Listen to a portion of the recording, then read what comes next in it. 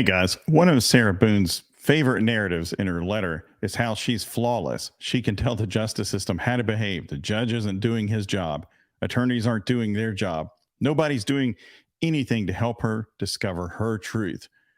And her fans, Booners, Boone Platoon, they support that. Oh my God, she's not getting a fair trial. The system is corrupt and it's just letting her rot in there. How could she get her truth out? What is going on here? Well, you may have guessed that Sarah leaves some things out of her letters. One of those would be any concern for the victim in the case, the person who actually died, right? That her trial is about. No, she doesn't worry about that. And she's not going to tell you what else has been done on her behalf, but the docket will if you look at it. And let's take a look at this. For example, one of the things her recent attorney was trying to do was get some more experts brought into the case, a forensic psychologist and a mitigation expert. Well, that's the least they could do, right? Oh my God, she can't go to trial with the vast resources of the state against her and no way to call her own witnesses. That's not what was really going on. Let's pop this. Oops, sorry. Let's go the other direction here and make this a little bigger.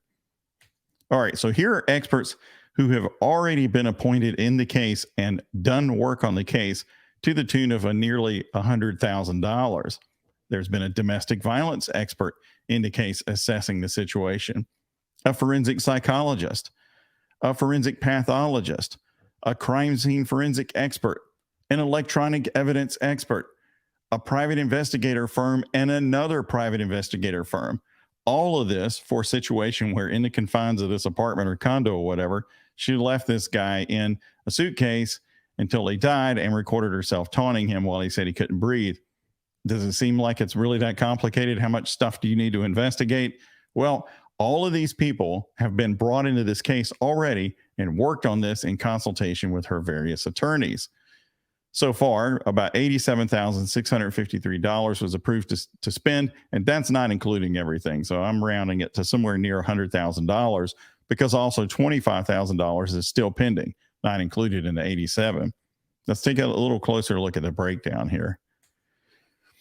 So she had crime scene forensic expert J.D. Thomas appointed and granted $7,500 all the way back in 2020. An electronic evidence expert, $20,000 to review electronic evidence in the case. Okay, there's two clips of her taunting him. I don't know what else there is, but whatever. She's entitled to a defense.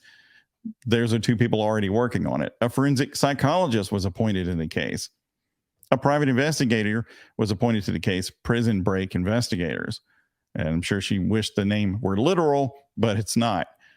Crime scene expert J.D. Thomas was awarded more money. Okay, so he got another $7,500 so he could continue the work on the case.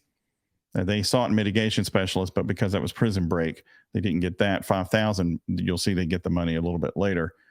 Forensic pathologist Dr. Edward Willey was appointed to the case. And then mitigation specialist, really that was covered under private investigator additional funds, $6,000 more to check on this. Private investigator out of state travel, $1,653 so they could go around. There was also money paid to the pro bono counsel to travel around too. That's fine. Forensic consultant, $8,500 more awarded to do more work on the case. Domestic violence expert brought into the case, Dr. Charles Heller. Then when Bankiewicz came in, he got private investigating firm Aaron and Associates approved for $10,000. And he also asked for Prison Break to be given another $10,000 and this forensic psychologist to be brought in, the second forensic psychologist, not the same old recycled boring one, but a new one for $15,000. So what's up with this? How much money needs to be spent on Sarah before her case can go to trial? She acts like the whole reason this case hasn't gone to trial yet is because she can't get an attorney to work on it, get the resources that she wants to bring it to trial. But the state has committed a great deal of resources to defending her, as you can see from this. And, whether it's all her fault or not that she's not getting along with her attorneys, if you read her letters, you would take it that the attorneys are all rotten. She's perfect. She knows how it's supposed to work.